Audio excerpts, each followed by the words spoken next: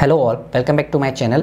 आज एक बहुत इंपॉर्टेंट टॉपिक पे बात करने वाले हैं। आज हम मैनेजमेंट इन्फॉर्मेशन सिस्टम के 50 बहुत इंपॉर्टेंट एमसीक्यू देखेंगे जो कि आपके पास्ट ईयर के जो पेपर हुए हैं लास्ट के 3 to 4 ईयर्स में आपके एग्जाम में आए हुए हैं। ठीक है, ये बहुत इंपॉर्टेंट यूनिट इसलिए है क्योंकि ये बहुत सिंपल यूनिट है, इस पर कुछ भी नहीं है। आपके 4 से 5 बहुत इंपॉर्टेंट कॉन्सेप्ट्स हैं या 5 से 6 बहुत इंपॉर्टेंट टॉपिक्स हैं जिनसे हर बार आपके 3 से 4 क्वेश्चंस आपके एग्जाम में आते ही आते हैं। ठीक है, तो आपको कोशिश ये करनी है कि इस यूनिट को नहीं छोड़ के जाना है क्योंकि बहुत सिंपल यूनिट है, कुछ भी टफ नहीं है। अगर मैं आपको जितने भी क्वेश्चंस कराऊंगा, जितने भी टॉपिक्स बताऊंगा, अगर वो टॉपिक बहुत अच्छे से आप प्रिपेयर कर लोगे तो आपका इजीली चीज़ें हो जाएंगी। ठीक है, आपकी इस यूनिट से आप कोई भी अगर आपका एमसीक्यू आएगा आप उसको ईजिली अटेम्प्ट कर लोगे, 101% श्योर। ठीक है, तो एंड हाँ, इससे पहले मैंने कॉमर्स पे 1500 एमसीक्यू सीरीज़ आपकी प्रोवाइड की, प्लस मैनेजमेंट पे आपका एमसीक्यू सीरीज़ प्रोवाइड की है। ठीक है, बेसिकली उस पर मेरा जो मेन मोटिव है आपको ये बताना है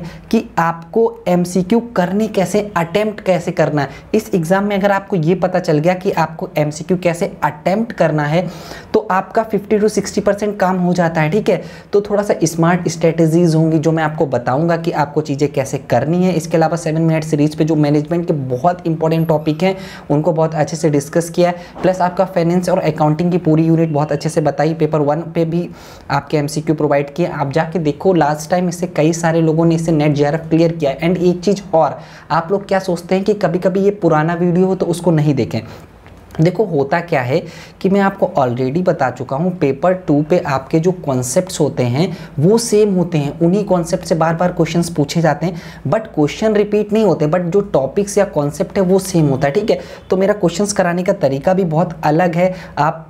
मेरा जो फोकस होता है वो क्वालिटी पे फोकस होता है, क्वांटिटी पे फोकस नहीं होता। आपको मैं 200 या 300 एमसीक्यू भी करा सकता हूँ 1 और 2 आवर पे, बट लेकिन उनका कोई यूज़ नहीं होगा। ठीक है, जब तक आपको उन एक क्वेश्चन कराने के बाद आपको जब तक उसमें पता नहीं होगा कि आप पर्टिकुलर ये क्वेश्चन क्यों सही कर रहे हो या क्यों गलत कर रहे हो। ठीक है, तो मेरा मेन मोटिव हमेशा ये रहता है कि आपको जो भी क्वेश्चन कराऊँ उसके जो भी 4 ऑप्शन है आपको बहुत अच्छे से पता होने चाहिए, क्योंकि उसमें क्या होता है कि आपके जो कॉन्सेप्ट होते हैं वो सेम रहते हैं या टॉपिक रहता है सेम रहता है। ठीक है, तो एंड हाँ, अगर आप हमसे पहली बार जुड़े हो तो चैनल को सब्सक्राइब करो और बेल आइकन को भी प्रेस करो और जितना हो सके वीडियो को शेयर किया करो। ठीक है, एंड प्लीज़ वीडियो को लाइक किया करो। देखो होता क्या है कि मैं एक रिसर्च स्कॉलर भी हूँ, अभी मैं आईआईटी खड़गपुर से अपना पीएचडी कर रहा हूँ, उसके बावजूद मैं आपके लिए टाइम निकालता हूँ। पास्ट ईयर के पेपर्स पूरा प्रॉपर देखने पड़ते हैं, उनसे क्वेश्चंस निकालने पड़ते हैं, तो आप एफर्ट्स को रिकॉग्नाइज करोगे तो और भी अच्छे अच्छे वीडियो हम फर्दर आपके लिए लेके आएंगे। ठीक है, हाँ, तो देखो क्वेश्चन नंबर 1 से स्टार्ट करते हैं। बहुत अच्छा और बहुत इंपॉर्टेंट क्वेश्चन है। इसमें क्या पूछा गया है, which system are typically a major source of data from other system. देखो सबसे पहले आपको पता होगा कि आपके रिसोर्सेज कितने होते हैं, जिनको 5M से भी बोलते हैं, man, material, method, machinery and money. ये आपके 5M होते हैं किसी भी ऑर्गेनाइजेशन को रन करने के लिए, ये बहुत इंपॉर्टेंट रिसोर्स होते हैं। ठीक है, लेकिन अभी क्या है कि बहुत ज़्यादा कंपटीशन होने के बाद बहुत ही डायनेमिक ऑर्गेनाइजेशंस हो गई, इन्वायरमेंट बहुत जल्दी फ्लक्चुएट होता है, इसलिए आपका एक बहुत इंपॉर्टेंट रिसोर्स अब जो हो गया है वो इन्फॉर्मेशन हो गया है। अगर आपकी ऑर्गेनाइजेशन के पास इंफॉर्मेशन नहीं होगी प्रॉपरली, या आपके ऑर्गेनाइजेशन के पास गुड इंफॉर्मेशन नहीं होगी या क्वालिटी इंफॉर्मेशन नहीं होगी, तो आपकी डिसीजन मेकिंग भी नहीं हो पाएगी, क्योंकि आपका जो डिसीजन मेकिंग होता है कहीं ना कहीं इंफॉर्मेशन पे डिपेंड करता है। आपका अगर आपका अच्छा इंफॉर्मेशन होगा तो आपका डिसीजन मेकिंग भी बहुत इंपॉर्टेंट होगा, इसलिए आपका इंफॉर्मेशन सिस्टम का रोल बहुत इंपॉर्टेंट हो गया है। ठीक है, तो और दूसरा एक इंपॉर्टेंट पॉइंट ये भी है कि इन्फॉर्मेशन का इंपॉर्टेंस इसलिए भी बढ़ गया कि अभी ऑर्गेनाइजेशन बहुत बड़ी होती है। ठीक है, अभी कंपटीशन बहुत हाई होता है, आपका एनवायरनमेंट कंटिन्यूअसली फ्लक्चुएट होता है। ठीक है, तो इन्फॉर्मेशन सिस्टम का जो मेन रोल होता है, आपका सारे जितने भी आपके पर्टिकुलर ये हैं सब अच्छे से डिस्कस करेंगे हम। तो इन्फॉर्मेशन सिस्टम का जो मेन एम होता है कि आपको क्वालिटी इन्फॉर्मेशन प्रोवाइड करना राइट टाइम पे और राइट पर्सन के पास, और पर्टिकुलर वो एसेसिबल हो। ठीक है, तो इन्फॉर्मेशन सिस्टम आपका फर्दर फर्दर डिवाइड होता है operation support system and management support system. Operation support system business operations को सपोर्ट करने की बात करता है। फिर आपका operation support system further divide होता है ट्रांजैक्शन प्रोसेसिंग सिस्टम, जो कि बिजनेस प्रोसेस को ट्रांजैक्शंस में हेल्प करता है, ऑर्गेनाइजेशन जब करती है। फिर आपका प्रोसेस कंट्रोल सिस्टम होता है, जो ऑर्गेनाइजेशन के प्रोसेस हैं उनके इंप्रूवमेंट के लिए काम करता है। फिर आपका इंटरप्राइज कोलैबोरेशन सिस्टम होता है क्या है कि देखो पहले क्या ऑर्गेनाइजेशंस बहुत छोटी थी, ठीक है, अभी ऑर्गेनाइजेशंस बहुत बड़ी हो गई हैं, तो वहाँ पे कम्युनिकेशन और कोऑर्डिनेशन का प्रॉब्लम ना हो, तो ये आपका इंटरप्राइज कोलैबोरेशन सिस्टम देखता है। फिर आपके मैनेजमेंट सपोर्ट सिस्टम होते हैं, जिसमें आपका सबसे पहले मैनेजमेंट इंफॉर्मेशन सिस्टम होता है। ये क्या करता है, ट्रांजैक्शन प्रोसेसिंग सिस्टम जो है इससे इनपुट लेता है, इनको आगे और अच्छे से डिस्कस करेंगे, और जो एक्सटर्नल इन्वायरमेंट है वहाँ से इनपुट लेके प्रॉपर रिपोर्ट बना के मिडिल मैनेजमेंट को देता है ताकि वो डिसीजन मेकिंग कर सके। फिर आपका डिसीजन सपोर्ट सिस्टम होता है, ये आपके MIS से डेटा लेता है और बहुत प्रॉपर्ली रिपोर्ट बनाता है। ये आपका है डिसीजंस जो टॉप लेवल मैनेजमेंट होता है वो लेता है, उसके लिए हेल्पफुल होती है ये इंफॉर्मेशन। फिर आपका एग्जीक्यूटिव इंफॉर्मेशन सिस्टम होता है। हाँ, एक और इम्पॉर्टेंट चीज़ देखो, ये आपके ऑपरेशनल मैनेजमेंट या टेक्टिकल मैनेजमेंट या स्ट्रेटेजिक मैनेजमेंट, ये कैसे डिसीजंस होते हैं इनके बारे में भी बहुत अच्छे से डिस्कस किया है। जो आपका बिजनेस मैनेजमेंट और ऑर्गेनाइजेशन बिहेवियर का जो वीडियो है वो जाके आप देख सकते हो, मैं आई बटन पे उसका लिंक दे दूंगा। बहुत अच्छे MCQ प्रोवाइड किए हैं और बहुत सारे MCQ उससे आते हैं, ठीक है। तो देखो, जो ऑपरेशन मैनेजमेंट पे या जो लोअर लेवल पे मैनेजमेंट पे काम करता है वो आपका ट्रांजेक्शन प्रोसेसिंग सिस्टम वर्क करता है, जो कि स्ट्रक्चर डिसीजन पे काम करता है, ठीक है। अब ये स्ट्रक्चर, अनस्ट्रक्चर या सेमी स्ट्रक्चर क्या होता है, ये चीजें भी मैंने बहुत अच्छे से बताई, बट यहाँ पे थोड़ा सा आपको बता देना, स्ट्रक्चर्ड चीजें होती कि मतलब सारी चीज प्लान्ड होती है, ठीक है, वहाँ पे पूरी चीज कंट्रोल्ड होती है। फिर आपका टेक्टिकल मैनेजमेंट जो है बेसिकली मैनेजमेंट इंफॉर्मेशन सिस्टम वहाँ पे वर्क करता है, मिडिल मैनेजमेंट पे वर्क करता है। ये आपके सेमी स्ट्रक्चर्ड डिसीजन होते हैं, मतलब सेमी कंट्रोलेबल होते हैं। फिर आपकी स्ट्रेटेजिक मैनेजमेंट जो कि आपका जहाँ पे डिसीजन सपोर्ट सिस्टम काम करता है, वहाँ पे डिसीजन स्ट्रक्चर जो होता है वो अनस्ट्रक्चर होता है, बिल्कुल आपके डायनेमिक डिसीजंस होते हैं, ठीक है।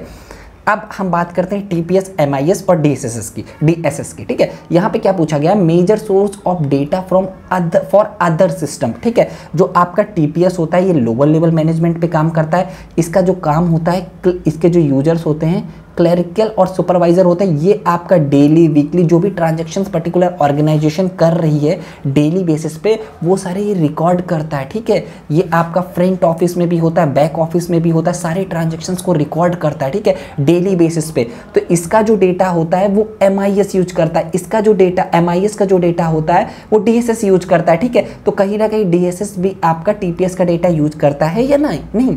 तो ये आपका डेली वीकली मंथली जो भी पर्टिकुलर फॉर्मेट है उसकी बात करता है। फिर आपका जो मैनेजमेंट इंफॉर्मेशन सिस्टम होता है ये पीरियोडिक होता है, ये कहीं ना कहीं आपका मिडिल लेवल यूज करता है। फिर आपका DSS कहीं ना कहीं आपका टॉप लेवल मैनेजमेंट यूज करता है। Data resources input from and users, जो आपके एंड यूजर्स होते हैं, जो कस्टमर होते हैं, जो सप्लायर होते हैं, वो सब ट्रांजैक्शन करते हैं, उनसे डेटा मिलता है, ठीक है। और जो अब हम बात कर रहे हैं MIS को डेटा कहाँ से मिलता है, MIS को डेटा TPS की डेटा फाइल से मिलता है, उसको प्रोसेस करने के बाद प्रॉपर्ली MIS को डेटा मिलता है, ठीक है। और आपका DSS को डेटा कहाँ से मिलता है, MIS management information system as well external data sources, ठीक है। ये आपका इनफ्लेक्सिबल होता है, यहाँ पे कहीं ना कहीं सेमी फ्लेक्सिबिलिटी की बात होती है, ये बहुत ज़्यादा फ्लेक्सिबल होता है, ठीक है। अब ये चीज़ें आपको मैंने बता दी, तो यहाँ पे आपको पता चल गया कि मेजर डेटा सोर्सेज जो अदर सिस्टम को प्रोवाइड करता है वो प्रोवाइड करता है ट्रांजैक्शन प्रोसेसिंग सिस्टम। TPS आपका लोअर लेवल पे वर्क करता है, ठीक है। मैनेजमेंट इंफॉर्मेशन सिस्टम आपका मिडिल लेवल पे वर्क करता है। TPS का जो डेटा है कहीं ना कहीं वो जो इनपुट पर्टिकुलर प्रोसेस डेटा है वो कहीं ना कहीं MIS के लिए इनपुट डेटा का काम करता है, ठीक है। फिर MIS का जो डेटा है वो कहीं ना कहीं आपका DSS के लिए इनपुट डेटा के तौर पर काम करता है, ठीक है। तो यहाँ पे करेक्ट आंसर आपका A बन गया। इन टॉपिक्स को छोड़ के कहीं से क्वेश्चन नहीं आएंगे। अगर आप ये टॉपिक बहुत अच्छे से प्रिपेयर कर लोगे तो आपके मोस्टली क्वेश्चंस प्रिपेयर हो जाएंगे। अब आगे देखोगे कि आपके इन्हीं से क्वेश्चंस बार बार आपको रिपीट होते मिलेंगे। ये इसलिए होगा क्योंकि आपके क्वेश्चन इनसे क्वेश्चंस बहुत बार आते हैं, ठीक है।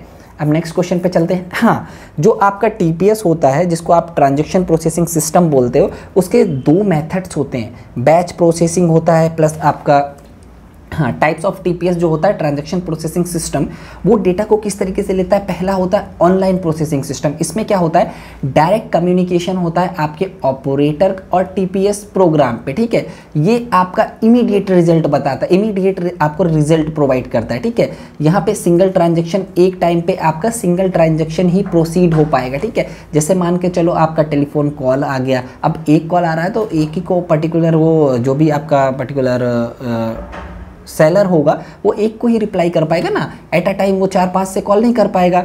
ये आपका जिस मोमेंट पे आपका होता है, जैसे आपके मान के चलो आपने कुछ चीज़ परचेज़ की, परचेज़ करने के बाद आपने पर्टिकुलर पेमेंट किया, तो ये आपका कहीं ना कहीं ऑनलाइन प्रोसेसिंग का पार्ट होता है, ठीक है। फिर बैच प्रोसेसिंग क्या होता है, this is a second type of TPS where transactions are group together and proceed as a unit, जिसमें आपका चेक, अगर आपका चेक प्रोसेसिंग सिस्टम जो होगा बैंक में, वो बेसिकली बैच प्रोसेसिंग का कहीं ना कहीं पर्टिकुलर एग्जाम्पल होता है, ठीक है। फिर आपका ये लास्ट वाला जो है डिस्ट्रीब्यूटिव डाटा प्रोसेसिंग का पार्ट होता है। बहुत सारे नेटवर्क एक कनेक्टेड होते हैं एक पर्टिकुलर नेटवर्क से, ठीक है, उस पर काम कर रहे होते हैं। अब इस टाइप के क्वेश्चंस में आपको क्या करना है, देखो यहाँ पे क्या होता है, मोस्ट एक्यूरेट आपको आइडेंटिफाई करना होता है, ठीक है। तो आप ABCD सबसे पहले लिखेंगे। अब आपको किसके बारे में पता है, आपको लाइक आप पढ़ो efficient in terms of data preparation and processing of transaction especially when they are proceed against a sequential file, ठीक है। तो इसमें क्या बोलना चाह रहा है, आपको चीज़ें बहुत अच्छे से समझ आ रही। सीक्वेंशियल फाइल को जब डाटा को प्रोसेस करते हैं और कहीं ना कहीं आपका efficient टर्म को बोल रहा है, दे प्रोसीड अगेंस्ट सीक्वेंशियल फाइल्स, ये आपका बेसिकली होता है बैच प्रोसेसिंग में, ठीक है। ये आपको देखने को मिलेगा बैच प्रोसेसिंग पे, आप जब भी देखोगे बैच प्रोसेसिंग पे ये चीज़ होती है, तो ए का फर्स्ट हो जाएगा। अब देखो आप एलिमिनेट करो, एलिमिनेशन रूल यूज करते हैं अपन, ठीक है। The analogue signal and digital signal, इससे कोई मतलब नहीं होता। Processor are link with each other by network, ये आपको किस में दिख रहा है, प्रोसेस सब एक दूसरे से किस में लिंक है, ये आपका होता है डिस्ट्रीब्यूटेड डाटा प्रोसेसिंग। तो यहाँ पे फोर्थ का कहीं ना कहीं आपका थर्ड वाला बन गया ना, फोर्थ का डी का थर्ड बन गया, तो यहाँ पे आपने इसको भी एलिमिनेट कर लिया, लो आपका आंसर आपको मिल गया, ठीक है। इस तरीके से आप जब क्वेश्चंस करोगे, बाकी आपको पढ़ने की ज़रूरत ही नहीं है। आपको अगर 2-3 भी ऑप्शंस बहुत अच्छे से पता है मैच द फॉलोइंग में, आप इजीली उनको कर लोगे, ठीक है। अब जो बाकी हैं, आपका सेकेंड का बन जाएगा ऑनलाइन प्रोसेसिंग का ये वाला 6 वाला, और थर्ड का बन जाएगा 4th वन, ठीक है, सिंपल ईजिली। नेक्स्ट क्वेश्चन पे चलते हैं। हाँ, strategic information and decision making are important to decision makers. देखो जो आपका स्ट्रेटेजिक इंफॉर्मेशन होता है या स्ट्रेटेजिक वाला जो होता है, वो टॉप लेवल के लिए बहुत इंपॉर्टेंट होता है, जिसमें लॉन्ग टर्म की बात होती है, टॉप लेवल के लिए बहुत इंपॉर्टेंट होता है, ठीक है। जो आपका टेक्निकल होता है, इनको भी मैंने बताया, बिजनेस मैनेजमेंट का जो आपका MCQ है उस पर मैंने बहुत अच्छे से डिस्कस किया है, आप जाके उसको देखो आई बटन पर, फिर से मैं एक बार लिंक दे दूंगा, उसका जो OB वाला वीडियो है और बिजनेस का, वो आप जाके देख सकते हो। फिर जो आपका टेक्निकल है वो मीडियम टर्म के लिए बात करता है, ऑपरेशनल जब डिसीजंस की बात करेंगे वो शॉर्ट टर्म के लिए बात करते हैं। यहाँ पे आपके एग्जीक्यूटिव की बात होगी, यहाँ पे आपके मैनेजमेंट की बात होगी, यहाँ पे आपके पॉलिसी मेकिंग की बात होगी, ठीक है। तो यहाँ पे पूछा गया strategic information and decision making are important to decision makers. ये किस टाइप के लिए डिसीजन मेकर, सुपरवाइजर के लिए आपका ऑपरेशनल की बात होती है, ठीक है, ये भी नहीं होगा। तो यहाँ पे जो करेक्ट आंसर हो जाएगा वो एग्जीक्यूटिव मैनेजर के लिए आपका स्ट्रेटेजिक इन्फॉर्मेशन बहुत इंपॉर्टेंट होता है, जो कि लॉन्ग टर्म की बात करता है, पॉलिसीज़ की बात करता है, ऑब्जेक्टिव की बात करता है। इन सबको बहुत अच्छे से डिस्कस किया है मैंने, तो इसलिए डिटेल में नहीं बता रहा हूँ, थोड़ा थोड़ा चीज़ें आपको बता दे रहा हूँ जितना इस पर्टिकुलर वीडियो में इंपॉर्टेंट है। नेक्स्ट टॉपिक पे चलते हैं।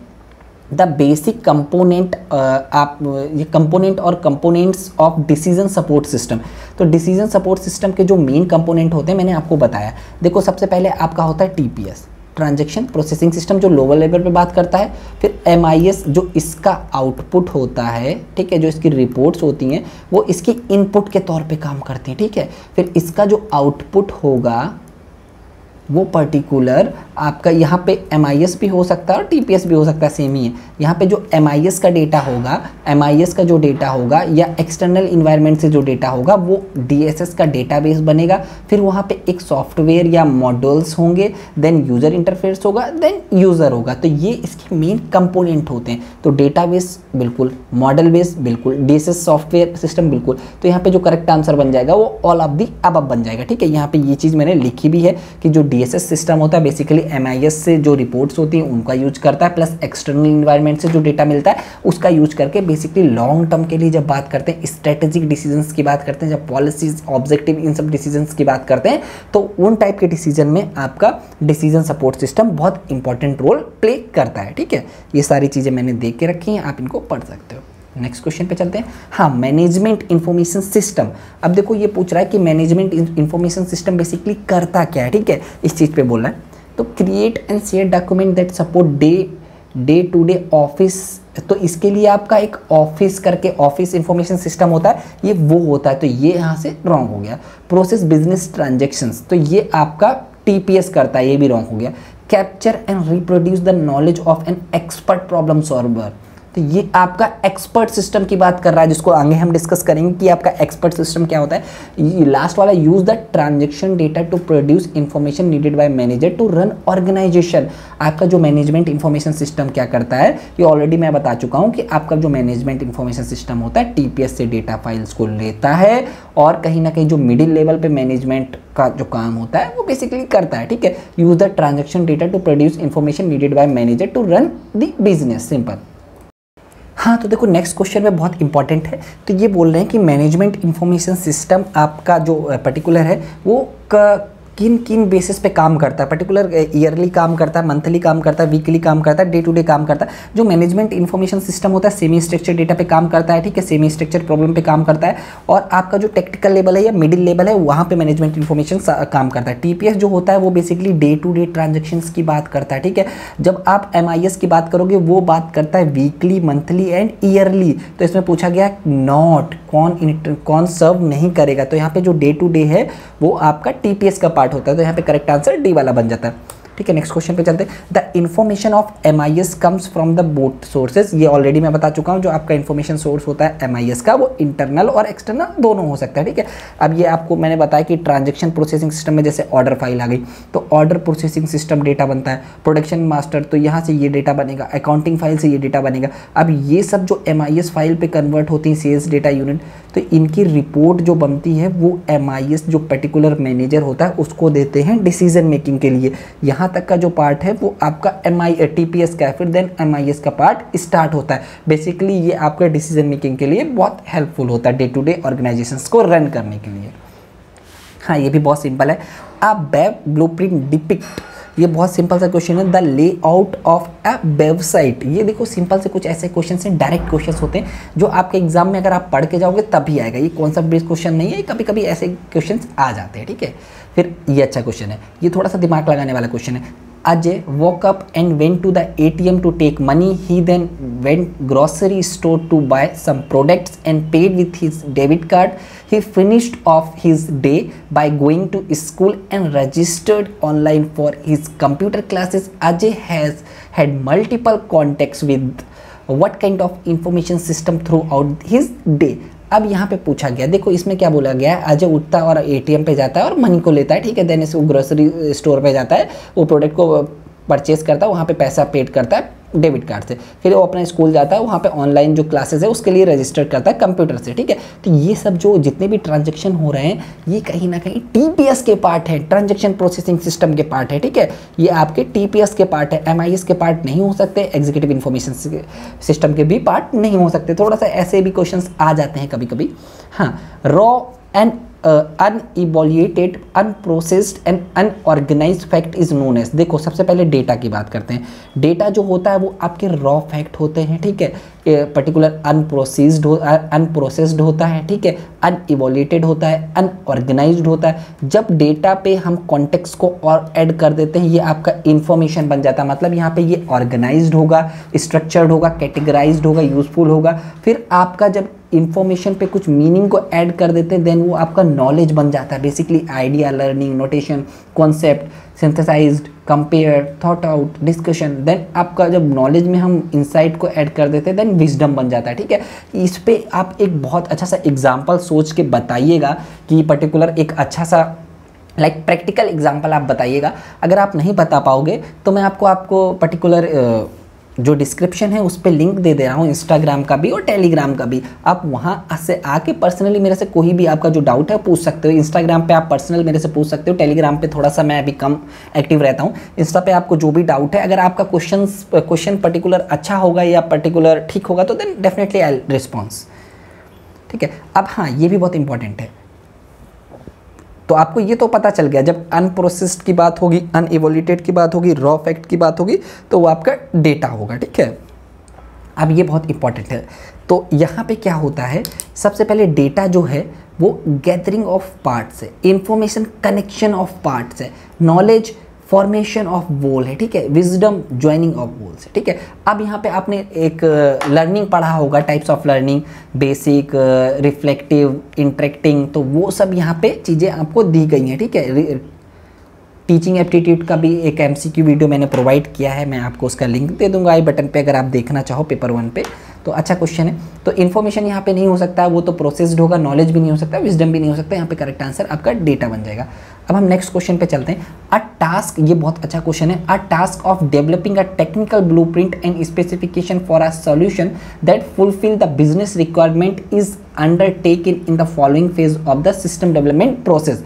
तो देखो इंफॉर्मेशन सिस्टम जो होते हैं उनके पर्टिकुलर डेवलपमेंट के कुछ प्रोसेस होते हैं। सबसे पहले planning, then analysis, then design, then implementation, then maintenance. Simple सा आपका ये प्रोसेस होता है।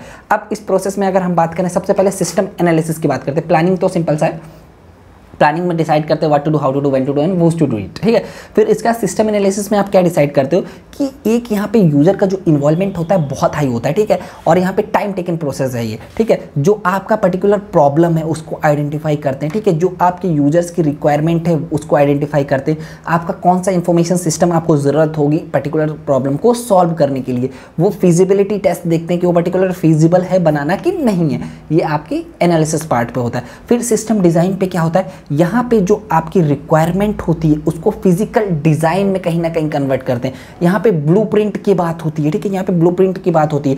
जो आपकी रिक्वायरमेंट्स होती हैं उनको फिजिकल डिजाइन में जब हम कन्वर्ट करते हैं तो उसको आप पर्टिकुलर सिस्टम डिजाइन फेज बोलते हो। तो इसमें क्या पूछा गया, अ task of developing a technical blueprint, देखो ब्लूप्रिंट बोला, and specification for a solution that fulfil the business requirement is undertaken in the following phase of system development process. तो आपका वो प्रोसेस होता है सिस्टम एनालिसिस। इसको और भी अच्छे से हम आपको बताते हैं। फिर आपके एनालिसिस के बाद आपका टेस्टिंग होता है। टेस्टिंग के बहुत सारे मेथड होते हैं, यूनिट टेस्टिंग होता है, सिस्टम टेस्टिंग होता है, एक्सेप्टेंस टेस्टिंग होता है, वो जाके आप देख सकते हो।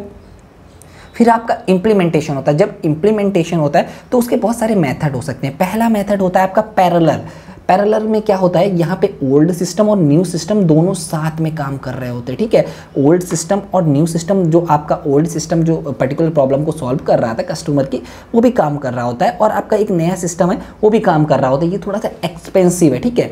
तो मतलब थोड़ा थोड़ा टाइम के बाद जब पहले दोनों साथ में काम करते हैं, देखो दोनों साथ में काम करते हैं, फिर आपको कहीं ना कहीं ट्रस्ट होता है, देन आप रिप्लेस करते हो, ठीक है, कुछ टाइम बाद। फिर दूसरा आपका मेथड होता है डायरेक्ट कट ओवर। इसमें क्या होता है, ओल्ड सिस्टम को आप डायरेक्ट रिप्लेस कर देते हो न्यू सिस्टम से, कोई प्रॉब्लम नहीं यहाँ पे, ठीक है। फिर आपका कुछ होता है पायलट ऑपरेशंस। पायलट ऑपरेशंस में क्या होता है कि आप कुछ स्मॉल एरियाज में पहले अपने सिस्टम को, जो नया सिस्टम है उसको कुछ स्मॉल एरियाज में इंट्रोड्यूस करते हो, देन आप उसको जब वो पर्टिकुलर अच्छा तरीके काम करता है तो आप उसको पूरे सिस्टम में इन्वॉल्व कर देते हो। फिर आपका फेज बाइज होता है, मतलब फेज बेसिस पे भी आप करते हो कि पहले कुछ पर्टिकुलर ऑर्गेनाइजेशन के सेक्टर में, देन इसके बाद डिफरेंट सेक्टर में, देन डिफरेंट सेक्टर में, दिस बेसिस पे। तो यहाँ पे करेक्ट आंसर आपका सिस्टम एनालिसिस बन जाएगा। इससे जितने भी क्वेश्चन आपके आएंगे सारे आपके सॉल्व हो गए इस तरीके से, ठीक है। Organization basic operations and transactions are monitor by information system. ये देखो सिंपल सा है यार, ये देखो बार बार क्वेश्चंस मैं आपको इसलिए करा रहा हूँ, चीज़ें आपको याद रहें, और प्लस ये क्वेश्चंस बार बार आपके एग्जाम में पूछे गए हैं, ठीक है। पास्ट ईयर्स के क्वेश्चन से मैं अपने मन से क्वेश्चन नहीं बना रहा हूँ ना, ठीक है। और ये बहुत इंपॉर्टेंट क्वेश्चन है, इस पर बहुत सारे लोग फंसेंगे। Organisation basic operation and transactions are monitor by information system, ठीक है। तो यहाँ पे मोस्टली लोग ट्रांजेक्शन लेवल सिस्टम करके आएंगे, लेकिन इसका correct answer management level system है। क्यों? अगर यहाँ पे organization basic operation and transactions are recorded बात होती, ठीक है, तो रिकॉर्डेड में आपका टीपीएस होता है, लेकिन यहाँ पे मॉनिटर्ड की बात की गई है, तो मॉनिटर्ड कौन करता है? Management level information system, MIS basically आपका करता है यहाँ पे करेक्ट आंसर, ठीक है। नेक्स्ट क्वेश्चन पे चलते हैं। The management information system received input from, ये ऑलरेडी मैं बता चुका हूँ, टीपीएस से इनपुट लेता है जो मैनेजमेंट इंफॉर्मेशन सिस्टम होता है, ठीक है। ये आपका पूरा चीज़ें एक्सप्लेन की मैंने, ठीक है। फिर ये अच्छा है, producing bills of material is a business process with in the function. अब यहाँ पे जो बिल्स और मटीरियल्स का जो आपका पर्टिकुलर बिल्स होते हैं, प्रोड्यूसिंग के बिल्स ऑफ मटेरियल और बिजनेस प्रोसेस के, तो वो बेसिकली किसके अंडर आते हैं? वो आपके मैन्युफैक्चरिंग एंड प्रोडक्शन के अंदर आएंगे। इसको भी मैंने बहुत अच्छे से डिस्कस किया है, प्रोडक्शन ऑपरेशन का एक वीडियो है, वो जाके आप देख सकते हो, मैं आई बटन पे आपको उसका लिंक दे दूंगा, ठीक है। ये उसी यूनिट का पार्ट है, यूनिट 8 का ही आपका जो मैनेजमेंट का ये यूनिट है, उसी का पार्ट है। Which one which one is the organization backbone, मैंने ऑलरेडी बताया था। देखो पहले आपके जो रिसोर्सेज होते थे, man power, material, method, machinery and money होते थे, लेकिन अभी इंफॉर्मेशन जो है बैकबोन बन चुका है। Information is a backbone of an organization with reference to the MIS is considered the heart. ठीक है, अगर इंफॉर्मेशन नहीं तो MIS आपका वर्क नहीं कर पाएगा। The entire decision making process depend upon the right information being available at the right at right time. ठीक है, इंफॉर्मेशन का रोल बहुत इंपॉर्टेंट हो गया है। ठीक है, जो एसिमेट्री ऑफ इंफॉर्मेशन है उसको रिड्यूस करने की बात हो रही है अभी। एंड हाँ, अगर आपको एसिमेट्री ऑफ इंफॉर्मेशन के बारे में नहीं पता है तो बताइएगा, मैं उसको भी बताऊंगा, शायद मैंने फाइनेंस के वीडियो पे कवर किया है। The term management information system डेजिग्नेट्स a specific category of information system serving.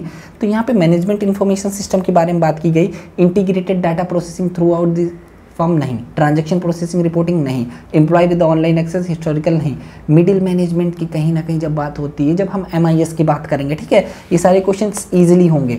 Which of the following is a not an objective of MIS। MIS का कौन सा ऑब्जेक्टिव नहीं होता है? सपोर्ट इन डिसीजन मेकिंग, ठीक है, होता है। प्रोवाइडिंग इंसाइटफुल इंफॉर्मेशन होता है। असिस्ट मैनेजमेंट पीपल बिल्कुल होता है। रिक्रूटमेंट पीपल ऑफ सिस्टम नहीं होता है, ये आपका MIS का पार्ट नहीं होता है, वो आपका HR MIS का पार्ट होता है, human resource management information system, ठीक है, उसका पार्ट होता है। तो यहाँ पे ये आपका करेक्ट आंसर हो जाएगा। Is a capable of taking decision on its own. देखो IoT क्या होता है? इंटरनेट ऑफ टेक्नोलॉजी होता है, इस पर भी एक क्वेश्चन रखा है, आगे बताएंगे। आर्टिफिशियल इंटेलिजेंस पे भी एक क्वेश्चन है, उसको आगे अच्छे से डिस्कस करेंगे हम। फिर आपका वर्चुअल रियलिटी जो कि आर्टिफिशियल इंटेलिजेंस का ही पार्ट है, उसको भी डिस्कस करेंगे। तो यहाँ पे जो करेक्ट आंसर होगा वो MIS होगा, ठीक है, डिसीजन लेने के लिए जो हेल्पफुल होता है वो MIS। हाँ, तो देखो यहाँ पे पूछा गया IoT का फुल फॉर्म, बेसिकली अच्छा सा क्वेश्चन है। इसको आप बोलते हो इंटरनेट ऑफ थिंग्स। ये होता क्या? बहुत अच्छा कंसेप्ट है। Internet of things connect physical world to the internet, not just the web page about the things. Billion of devices are connected to the internet, hence they are also called intelligent system of systems। ठीक है, बहुत अच्छा concept है।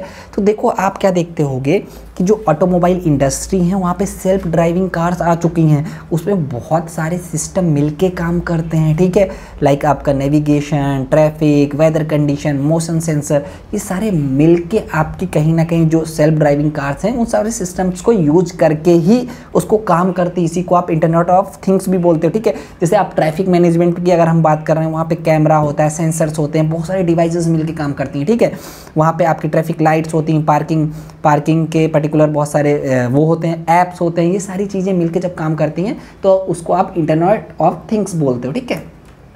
Next question पे, non typical business problems with causes and effect that are readily changing are typically handle by which type of information system.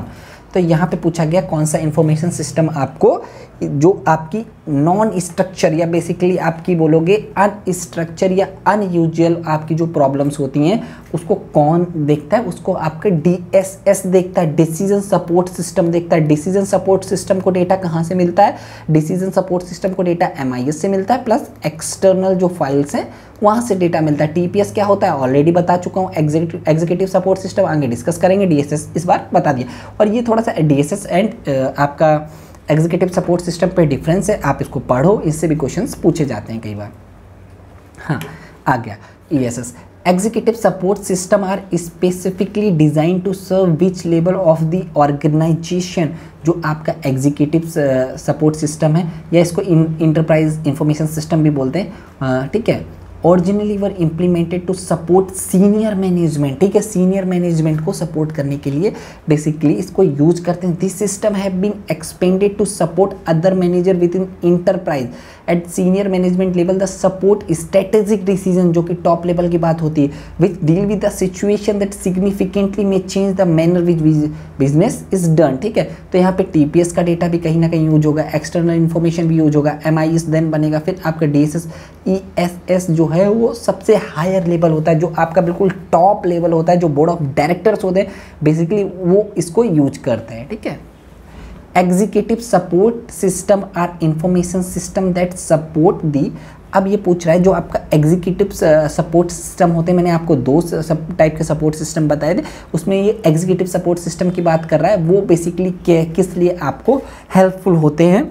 तो वो आपके helpful होते हैं लॉन्ग रेंज प्लान, देखो पढ़ो आप, knowledge and data workers in organization, decision making and administrative activity of middle manager, day to day, वो basically आपकी जो लॉन्ग रन प्लानिंग है, एक्टिविटीज़ हैं सीनियर मैनेजमेंट की, वो एग्जीक्यूटिव सपोर्ट सिस्टम तब आपके लिए हेल्पफुल होते हैं। नेक्स्ट क्वेश्चन पे चलते हैं, are design to support organization wide process coordination and integration. देखो मैंने आपको ऑलरेडी बताया था कि जो ऑर्गेनाइजेशंस हैं बहुत बड़ी हो गई, ठीक है, पहले की तरीके के ऑर्गेनाइजेशंस नहीं रही हैं, तो वहाँ पे जो प्रॉब्लम होता है कम्युनिकेशन या कोऑर्डिनेशन या कोलैबोरेशन का जो प्रॉब्लम होता है, उसको दूर करने के लिए एक आपका सिस्टम सॉफ्टवेयर डेवलप किया जिसको आपका इंटरप्राइज कोलैबोरेशन सिस्टम बोलते हैं, ठीक है। तो यहाँ पे जो करेक्ट आंसर बनेगा, enterprise application are design to support organization wide process coordination and integration, ठीक है। Enterprise collaboration system are cross functional information system that enhance communication, coordination and collaboration among the member of business team and work group, ठीक है। Communication को increase करता है, coordination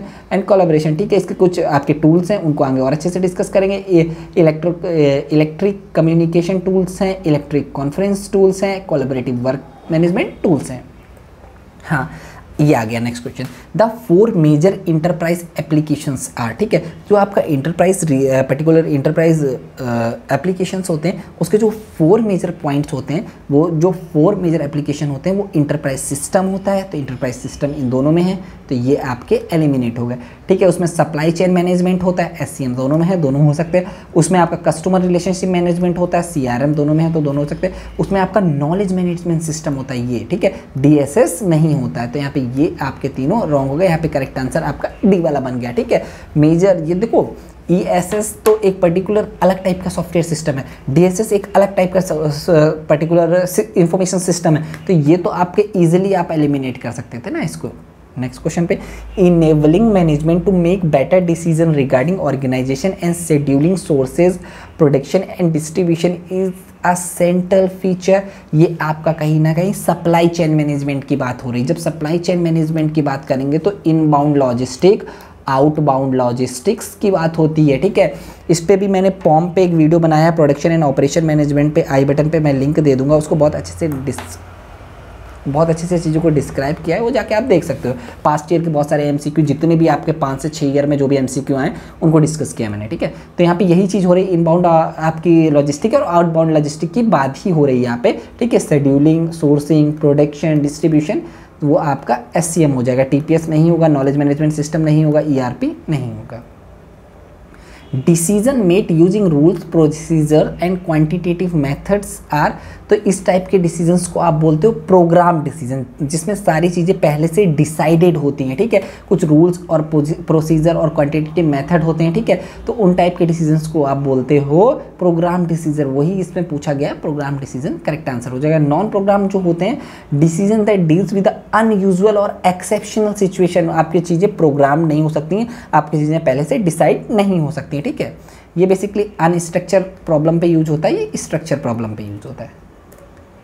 नहीं, sorry, ये आपका स्ट्रक्चर पे होता है जहाँ पे चीज़ें पहले से डिसाइड होती हैं, प्रोग्राम डिसीजन। ये आपका अनस्ट्रक्चर पे होता है, नॉन प्रोग्राम डिसीजन, ठीक है। स्ट्रक्चर डिसीजन बेसिकली जो आपके लोअर लेवल मैनेजमेंट या मिडिल लेवल मैनेजमेंट कहीं ना कहीं डील करता है, जो आपका अनस्ट्रक्चर डिसीजन है वो आपका टॉप लेवल मैनेजमेंट डील करता है। Process multiple transaction at the same time, ठीक है, तो इसको आप बोलते हो बैच प्रोसेसिंग। बैच प्रोसेसिंग जो आप देखोगे, चेक का जो पर्टिकुलर प्रोसेसिंग होता है, उसमें बहुत सारे चेक को एक साथ ही ट्रांजेक्शन किया जाता है, बट वो उस टाइम पे नहीं होता है। Batch processing system process several transaction at the same time, it is a technique which system collect and program. देखो ये तुरंत आपका ट्रांजेक्शन्स नहीं होंगे, बट लेकिन बहुत सारे ट्रांजेक्शन सेम टाइम पे होंगे, ठीक है। ये आपका टाइम टेकन है। System collect and program and data together in a batch, then processing start. जैसे आपका जो चेक का जो होता है वो इसी का एग्जाम्पल हो सकता है। नेक्स्ट क्वेश्चन पे, in that dash the result of each transaction are not immediately available. जो मैंने बोला था ना कि जो आपके बैच प्रोसेसिंग होते हैं वो इमीडिएटली नहीं होते हैं, ठीक है। बैच प्रोसेसिंग आपका इमीडिएटली नहीं होता है। In batch processing the result of each transaction are not immediately available. आप चेक के केसेस पे भी देखते होगे। हाँ, deals with one transaction at a time, ठीक है। ये आपका होता है रियल टाइम प्रोसेसिंग सिस्टम, ठीक है। जैसे आपने पर्टिकुलर आप किसी शॉप में गए और आपने उसको पैसे दिए और उसने पर्टिकुलर आपको बिल दिया, तो ये आपका रियल टाइम प्रोसेसिंग सिस्टम है। एक एक लोगों को ही पर्टिकुलर आपको क्यू में लगना पड़ता है, देन एक बंदा अपना ट्रांजेक्शन प्रोसेस करेगा, देन दूसरा जाएगा। नेक्स्ट क्वेश्चन पे, strategic information is needed for in the organization. जो आपका स्ट्रेटेजिक इंफॉर्मेशन सिस्टम होता है वो आपका कहाँ पे नीडेड होता है? आपका जो स्ट्रेटेजिक इंफॉर्मेशन सिस्टम होता है वो लॉन्ग टर्म प्लानिंग के लिए बहुत इंपॉर्टेंट होता है, ठीक है। जब बेसिकली शॉर्ट टर्म के लिए नहीं इंपॉर्टेंट होता, जिसके डिफरेंट चीज़ें होती हैं, टेक्टिकल होता है, ऑपरेशनल होता है, वो आपका मिडिल टर्म और शॉर्ट टर्म प्लानिंग की बात करता है। हाँ, what amongst the following are the primary characteristics which must be perceived by information? तो यहाँ पे कुछ इंपॉर्टेंट कैरेक्टरिस्टिक्स हैं एक गुड इन्फॉर्मेशन के लिए। सबसे पहले एक्यूरेसी होनी चाहिए, ठीक है, एक्यूरेसी, ठीक है। फिर आपका टाइमली इन्फॉर्मेशन आपको प्रोवाइड करनी चाहिए जब इन्फॉर्मेशन की नीड हो, रिलेवेंट हो, ठीक है, अवेलेबिलिटी हो, ठीक है, वर्थ इट कॉस्ट हो। तो यहाँ पे ऑल ऑफ दी अबव हो जाएगा। आप इनको पढ़ सकते हो इजीली और कुछ इंपॉर्टेंट नोट्स भी बना सकते हो अपने एग्जाम के लिए। नेक्स्ट क्वेश्चन पे चलते हैं। ये सिंपल सा क्वेश्चन है, कुछ भी नहीं है। तो यहाँ पे आपको सबसे पहले इस टाइप के क्वेश्चंस पे ए बी, इससे ज़्यादा डिफिकल्ट क्वेश्चन आपके इस यूनिट से नहीं आते हैं, बहुत सिंपल से क्वेश्चन आते हैं। बेसिकली आपका इंफॉर्मेशन सिस्टम, आर्टिफिशियल इंटेलिजेंस, ये अच्छे से प्रिपेयर कर लोगे, काम हो जाता है इसमें। हाँ, सिस्टम डेवलपमेंट का जो आपके पर्टिकुलर प्रोसेस हैं वो भी आते हैं। तो अब आपको देखना है पर्सनल रिक्रूटमेंट पॉलिसी। अब personal recruitment policy by chance आपको नहीं पता है, आगे चलते। फॉर्मुलेशन ऑफ ऑब्जेक्टिव, कहीं ना कहीं जब ऑब्जेक्टिव फॉर्मुलेशन की बात हो रही वो स्ट्रेटेजिक प्लानिंग का पार्ट होता है, ठीक है। जब लॉन्ग टर्म की बात होगी जो कि लॉन्ग टर्म डिसीजन होता है तो वो स्ट्रेटेजिक प्लानिंग का पार्ट होता है। तो फोर्थ का आपका सेकेंड हो गया, डी का सेकेंड हो गया, ठीक है। लो एलिमिनेट हो गए दोनों, ईजिली हो जाते हैं क्वेश्चंस, कुछ भी नहीं होता है इन क्वेश्चंस में, ठीक है। फिर ऑपरेशंस कंट्रोल रिपोर्ट की जब हम बात करेंगे, सेकंड वाला जो कि बेसिकली ऑपरेशंस कंट्रोल रिपोर्ट की बात होगी, तो वहाँ पे आपका आता है scheduling to activity and performance, जो कि आपको ये सारी चीज़ें मैंने बताई हैं। प्रोडक्शन एंड ऑपरेशन मैनेजमेंट में क्या क्या चीज़ें होती हैं ये उसका पार्ट है बेसिकली। तो यहाँ पे सेकेंड का फोर्थ हो गया, ठीक है। अब जो आपका फर्स्ट है उसका फिफ्थ हो जाएगा, formulating budget and resources, transaction processing में ऑर्डर प्रोसेसिंग हो जाएगा, सॉरी ये नहीं होगा। फिर आपका जो मैनेजमेंट एंड कंट्रोल एलोकेशन होगा उसका करेक्ट आंसर आपका बन जाएगा थर्ड का सिक्स्थ वाला, formulating of budget and resources, ठीक है। थोड़ा सा आपको प्रॉब्लम होगा इसको देखने में, then I again explain, no problem. Transaction processing जो हो जाएगा वो वहाँ पे ऑर्डर प्रोसेसिंग की बात होगी, ऑर्डर और रियल टाइम जो प्रोसेसिंग होता था, ठीक है। फिर ऑपरेशन कंट्रोल रिपोर्ट जो होगा बेसिकली उसका आपका सेकेंड का फोर्थ बन जाएगा, थर्ड का आपका सिक्स्थ बन जाएगा और फोर्थ का सेकेंड, इजीली। नेक्स्ट क्वेश्चन पे चलते हैं। Which computer based model developed after human brain. देखो ये जो है ये आपके एप्लीकेशन है आर्टिफिशियल इंटेलिजेंस के। जो आपके न्यूरल नेटवर्क होते हैं बेसिकली वो आपके artificial neural network is a machine learning approach that models human brain and consist of a number of artificial neurons, ठीक है। जो आर्टिफिशियल न्यूरन्स होते हैं ह्यूमन के, उन्हीं से बेसिकली जब हम डेवलप करते हैं उसको हम लोग न्यूरल नेटवर्क बोलते हैं, ठीक है। इनका जो मेन काम होता है बोल सकते हैं the ability to learn from experience in order to improve their performance, ठीक है। तो यहाँ पे जो आपका न्यूरल नेटवर्क्स होते हैं ये कहीं ना कहीं आपके ह्यूमन ब्रेन से कहीं ना कहीं इंपॉर्टेंट रोल इसमें प्ले करता है इनको डेवलपमेंट करने में। जो ह्यूमंस के न्यूरल्स होते हैं उनको, न्यूरॉन्स जो होते हैं उनसे इसको डेवलप्ड किया जाता है। फजी लॉजिक और वर्चुअल रियलिटी पे भी आगे हम अच्छे से डिस्कस करेंगे, बहुत सिंपल से हैं फजी लॉजिक और वर्चुअल रियलिटी भी, ठीक है। और न्यूरल नेटवर्क का अभी आजकल बहुत ज़्यादा यूज हो रहा है। न्यूरल जैसे आपका क्रेडिट कार्ड फ्रॉड में बहुत ज़्यादा यूज हो रहा है, इसका एक एप्लीकेशन है। तो वहाँ पे वो बेसिकली जब उसकी एक लर्निंग होती है कि वो देखता है कि पर्टिकुलर क्रेडिट कार्ड पे कितने समय पे ट्रांजैक्शन हो रहा है, कहाँ से ट्रांजैक्शन हो रहा है, वो पैटर्न क्या है ट्रांजैक्शन का, अगर उसमें भी कुछ चेंजेस होते हैं देन वो ईजिली आइडेंटिफाई कर लेता है, ठीक है। हाँ, इंफॉर्मेशन एज 3 डायमेंशंस, ठीक है। तो ये कहीं ना कहीं यूटिलिटी की बात की गई। देखो एक इन्फॉर्मेशन में 4 टाइप्स की आपकी 4 या 5 टाइप्स की आपकी यूटिलिटी होती है। सबसे पहले आपका फॉर्म यूटिलिटी होता है, फॉर्म यूटिलिटी में आप क्या क्या होता है कि जो आपका पर्टिकुलर इन्फॉर्मेशन होनी चाहिए वो राइट फॉर्म में होनी चाहिए। इसके लिए आपके जो इंटरेक्टिव GUI यूज करते हैं, ठीक है, ग्राफिकल यूज़र इंटरफेस को यूज़ करते हैं ताकि आपकी जो रिपोर्ट्स हैं उनको अच्छे फॉर्म में कन्वर्ट किया जा सके। जो रॉ मटेरियल डेटा है, जो मतलब रॉ डेटा है उसको एक अच्छे फॉर्म में इंफॉर्मेशन या नॉलेज के फॉर्म में कन्वर्ट कर सके, जिससे पर्टिकुलर सही फॉर्म में डेटा अवेलेबल हो। फिर दूसरा आपका प्लेस यूटिलिटी होता है, ठीक है, जो आपकी इंफॉर्मेशन है वो राइट प्लेस पे होनी चाहिए। अब बाई चांस आपका जो डेली का इंफॉर्मेशन है आप टॉप लेवल को दोगे तो उसके लिए हेल्पफुल नहीं होगा, क्योंकि बहुत ज़्यादा वाइड इंफॉर्मेशन होगी। जब पर्टिकुलर रिपोर्ट्स बनती हैं MIS और DSS की, वो बहुत छोटा इंफॉर्मेशन होता है। पर्टिकुलर जब वो रिपोर्ट्स नंबर के द्वारा वो देखता है तो देन वो ईजिली डिसीजन ले सकता है, ठीक है। तो वहाँ पे आपका एसेसिबिलिटी की बात होती है, ठीक है। फिर आपका टाइम, जो आपका टाइम यूटिलिटी होती है, टाइम यूटिलिटी में बेसिकली क्या होता है कि जो आपकी इंफॉर्मेशन है वो राइट टाइम पे प्रोवाइड हो, पर्टिकुलर जिसको भी डिसीजन लेने हो, और अपडेटेड होती चाहिए इंफॉर्मेशन, अपडेटेड होती चाहिए। लास्ट आपकी पोजीशन होती है जिसको ऑनरशिप की बात करते हैं। तो यहाँ पे जो आपका करेक्ट आंसर 34 का बन जाता है वो V वाला बन जाता है। टाइम, कंटेंट एक तरीके से, और फॉर्म यूटिलिटी, ठीक है। कंटेंट और राइट कंटेंट होना चाहिए, ठीक है। कंसेंट नहीं हो सकता था इस पे, देखो कॉस्ट भी नहीं हो सकता था, ये भी नहीं हो सकता, तो करेक्ट आंसर वही हो जाता है। हाँ, which of the following strategies are adopted if information requirement are not well defined. ये कहीं ना कहीं आपके जो मॉडल या जो आपके सिस्टम डेवलपमेंट के बहुत सारे मेथड हो सकते हैं। वाटरफॉल हो सकता है, स्पिरल हो सकता है, प्रोटोटाइप हो सकता है। तो यहाँ पे क्या बात हो रही है, जब आपका प्रोटोटाइप की बात होती है तो यहाँ पे क्या होता है, ये ईयरली स्टेज होती है किसी भी सिस्टम डेवलपमेंट की। तो यहाँ पे आपका जो रिक्वायरमेंट होती है उसको आइडेंटिफाई करते हैं डिज़ाइन करने से पहले, ठीक है। डिज़ाइन करने से पहले देन मॉडल को डेवलप करते हैं और देखते हैं कि वो रिक्वायरमेंट को मीट कर पा रहा है या नहीं कर पा रहा है, ठीक है। तो जब आपकी information requirement not well defined होगी तो इस कंडीशन पे आप प्रोटोटाइप मेथड को यूज करोगे, ठीक है। ये सारे मैंने दिए हैं, आप इनको भी पढ़ सकते हो। यहाँ पे रिक्वायरमेंट को सबसे पहले गैदर करते हैं, फिर क्विक डिसीजन करते हैं। ये आपका एक प्रॉपर प्रोसेस है, ठीक है। इसको अच्छे से पढ़ सकते हो। नेक्स्ट क्वेश्चन पे चलते हैं। हाँ, match the following and select the correct one. इस टाइप के क्वेश्चंस में आपको कुछ नहीं करना है, ABCD, सिंपल सा क्वेश्चन है। एंड हाँ, ये क्वेश्चन आप खुद से करिएगा, कमेंट बॉक्स पे कमेंट करिएगा इसका सही आंसर क्या है, क्योंकि सारे क्वेश्चंस मैं आपको नहीं कराऊंगा, क्योंकि कुछ क्वेश्चंस आप जब खुद भी करोगे तो आपका थोड़ा सा माइंड चलेगा, वो भी बहुत इंपॉर्टेंट है और वो भी होना चाहिए। तो देखते हैं आप लोगों में से कितने लोग आंसर देते हैं। The decision making level of an organization that is most concern with daily operation is level. देखो, जब बात कर रहे हैं डेली ऑपरेशंस की तो वो आपका ऑपरेशन लेवल की बात करता है, मैनेजमेंट लेवल और एग्जीक्यूटिव लेवल नहीं हो सकता है, ठीक है। नेक्स्ट क्वेश्चन पे चलते हैं, ये भी अच्छा क्वेश्चन है।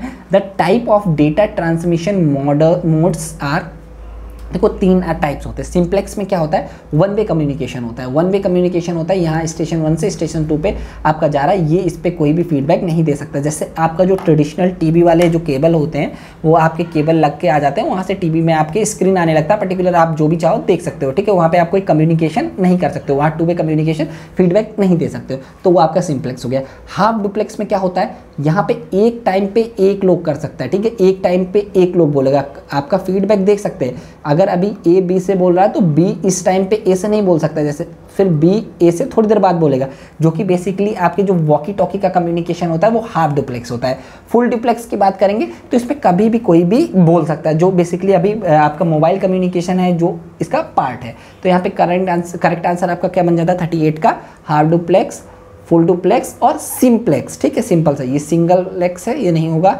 Half duplex, full duplex, simplex. तो यहाँ पे करेक्ट आंसर ये बन जाता, बाकी नहीं बनता, ठीक है। तो 38 का करेक्ट आंसर आपका बी हो जाता है। नेक्स्ट क्वेश्चन पे चलते हैं। Which phase is not available in software life cycle. देखो, जब एक सॉफ्टवेयर डेवलप करता है तो वहाँ पे कुछ फेजेस होते हैं। सबसे पहले रिक्वायरमेंट गैदरिंग होती है कि भाई आपको क्या चाहिए सबसे पहले, फिर आप डिजाइन करते हो, ब्लूप्रिंट बनाते हो, ठीक है, जिसको प्रोटोटाइप भी बोलते हो। फिर प्रोटोटाइप बनाने के बाद जिसमें आप डिसाइड करते हो what to do, how to do, when to do and what to do it, ठीक है। फिर डेवलपमेंट फेज होता है जिसमें आपकी कोडिंग की बात होती है, फिर आपकी टेस्टिंग की बात होती है, फिर आपके डिप्लॉयमेंट की बात होती है, फिर आपका मेंटेनेंस की बात होती है। डिप्लॉयमेंट के बहुत सारे तरीके हैं जो मैंने आपको ऑलरेडी बता दिए हैं, लाइक आपका मेथड हो सकता था parallel, direct cut over, pilot, phase wise, ठीक है। तो यहाँ पे कोडिंग होगा, टेस्टिंग होगा, मेंटेनेंस होगा, एब्स्ट्रैक्शंस कोई भी फेज नहीं होता है, ठीक है। Waterfall model is not suitable for, हाँ, इस पे मैंने आपको एक अभी थोड़ी देर पहले पर्टिकुलर लिस्ट दी थी, अगर उस लिस्ट को आप बहुत अच्छे से पढ़ोगे तो देन आप चीज़ों को समझ जाओगे कि वाटरफॉल मॉडल आपका कब सूटेबल नहीं होता है, ठीक है। तो इसका भी आंसर आप लोग दोगे।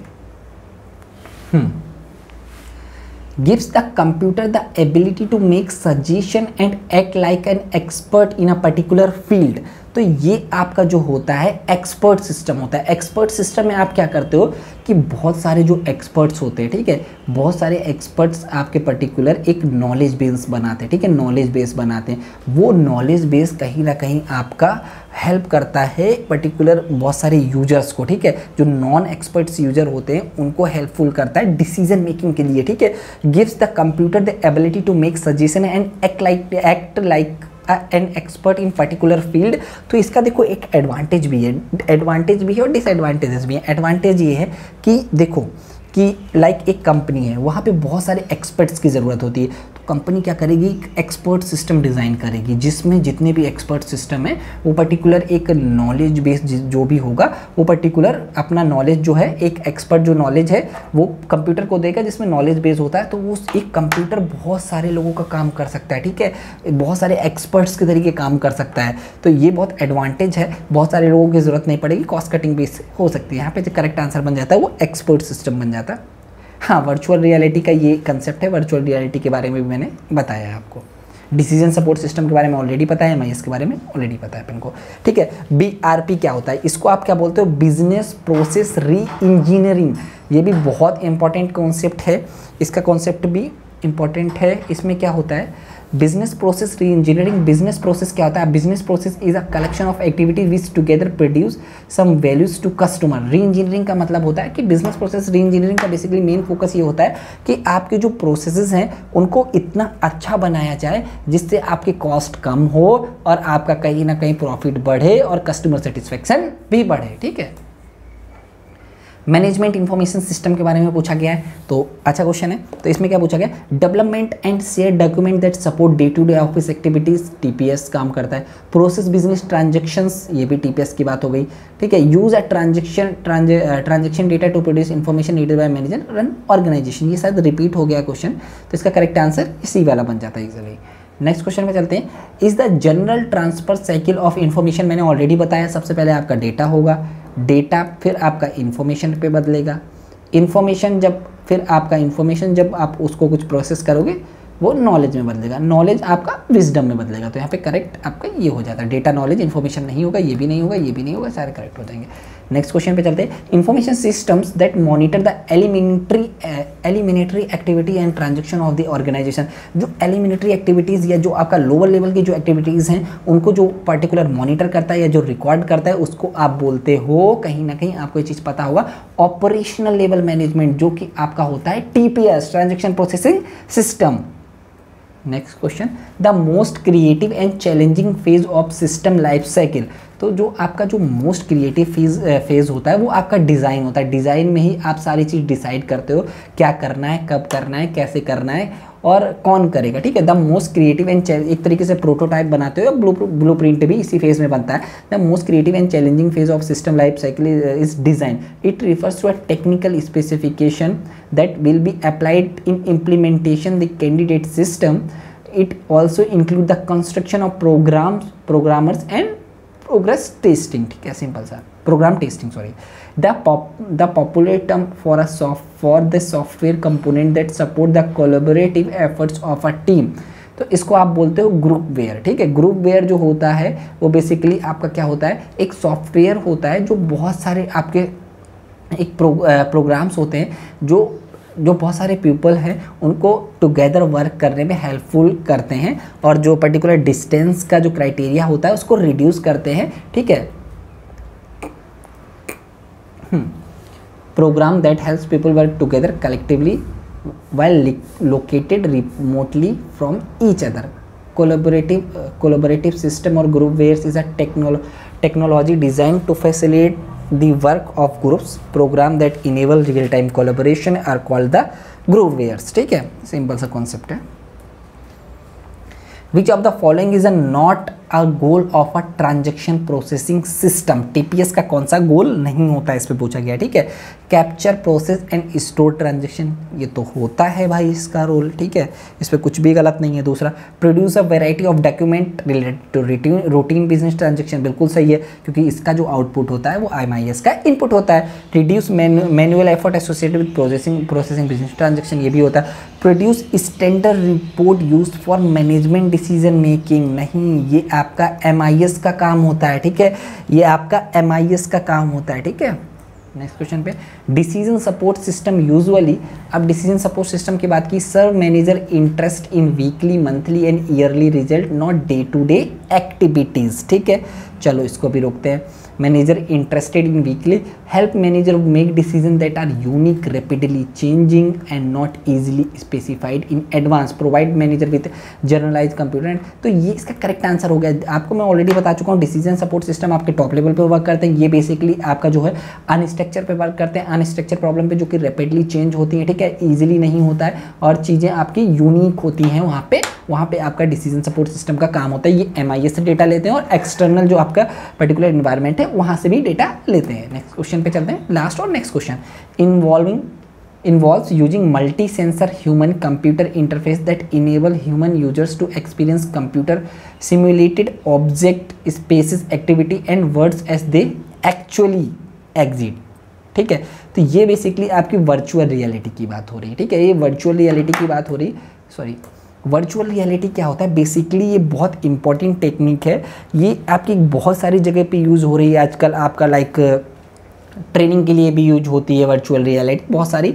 तो और प्रोटोटाइप इन्वायरमेंट बेसिकली आपको प्रोवाइड करता है, आपको चीज़ें, ऑब्जेक्ट्स जो होते हैं वो आपको रियल लगेंगे, एक आर्टिफिशियल आपका इन्वायरमेंट क्रिएट करता है, ठीक है। ये आपका सिमुलेशन जो टेक्निक्स हैं उनको यूज करता है और बहुत सारे आपके जो पर्टिकुलर बोल सकते हैं कि जो डेंजरस टाइप की ट्रेनिंग होती है वहाँ पे इसको यूज करते हैं, ठीक है। तो ये आपका वर्चुअल रियलिटी का कंसेप्ट होता है, ठीक है। And thank you, please video को शेयर किया करो, जितना हो सके वीडियो को शेयर करो, लाइक करो, कमेंट करो, थैंक्स।